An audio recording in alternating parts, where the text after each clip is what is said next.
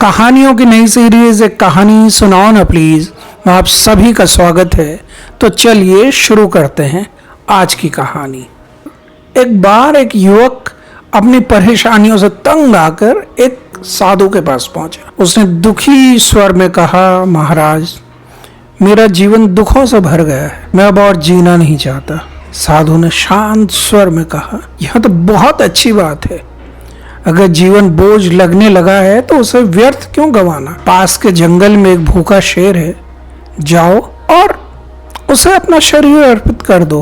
तुम उसका आहार बन जाओ, तुम्हें इस जीवन से मुक्ति मिल जाएगी और उसे भोजन और जीवन। युवक यह सुनकर हक्का बक्का रह गया।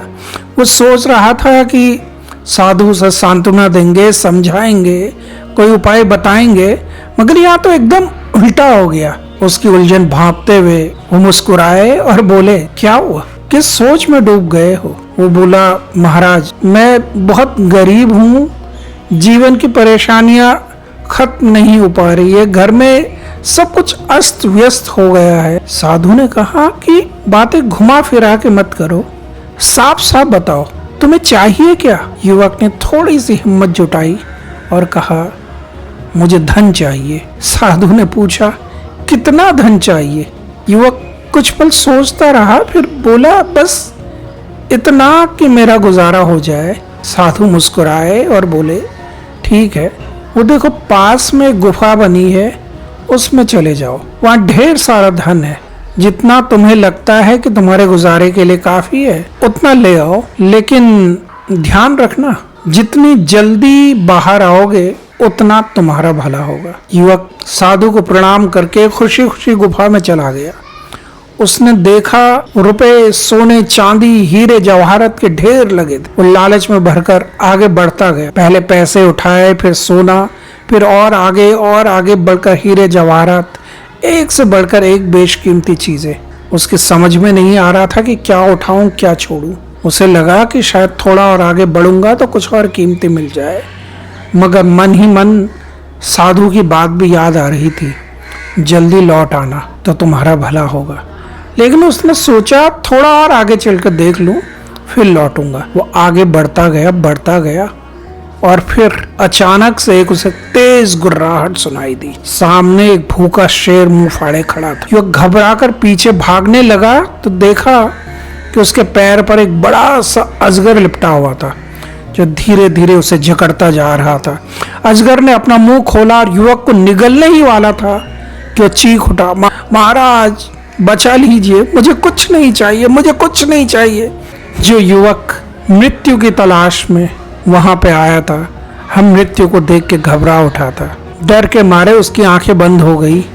आंखें खुली तो देखा वो साधु के सामने खड़ा था, सुरक्षित। युवक हैरान रह गया। उसने कांपते हुए पूछा, ये सब क्या था। साधु ने गंभीर स्वर में कहा, मैंने कहा था जितनी जरूरत हो उतना लेकर लौट आना, मगर तुम्हें खुद ही पता नहीं कि तुम्हारी जरूरत कितनी है। तुम लालच में फंस गए। यही हाल हर इंसान का होता है।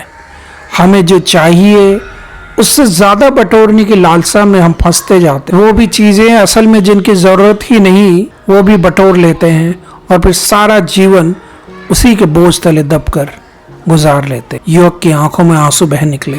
वो साधु के चरणों में गिर पड़ा।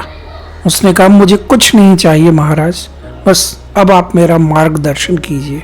साधु ने उसे उठाया और कहा, जीवन का उद्देश्य तय करो। तुम्हें जीवन में क्या चाहिए ये बात याद रखो। जो करना चाहते हो, जो पाना चाहते हो, उस लक्ष्य के लिए तुम्हारी कितनी तैयारी है, और जब वो लक्ष्य प्राप्त कर लोगे तो उसके बाद तुम क्या करोगे। याद रखना, ये बातें हर इंसान पर लागू होती हैं। अगर जीवन में कोई उद्देश्य ही नहीं है तो समझ लो जीवन व्यर्थ है। फिर साधु बोले, जीवन में एक उद्देश्य तय करना ही जीवन को जीने का पहला कदम है। युवक की आंखों में एक नई चमक आ गई। उसे समझ में आ गया था कि असली सवाल यह नहीं कि उसे कितना चाहिए, बल्कि असली सवाल यह है कि उसे सच में क्या चाहिए। ये कहानी सिर्फ उस युवक की नहीं है, हम सभी लोगों की है। हम सब जीवन में कुछ ना कुछ तो पाना चाहते हैं, मगर हमें क्या पाना है, कितना पाना है, उसकी हम कभी भी कोई सीमा तय नहीं करते। एक बार सोच के देखिए, एक बार समझ के देखिए, अपने उद्देश्य को, अपने लक्ष्य को निर्धारित कीजिए। तुम्हें सच में क्या चाहिए वो शायद तुम्हें मिल जाएगा। आज के लिए बस इतना ही। मैं फिर से हाजिर होऊंगा एक नई कहानी के साथ। कहानियों की इसी सीरीज के तहत, कहानियों की नई सीरीज, एक कहानी सुनाओ ना प्लीज।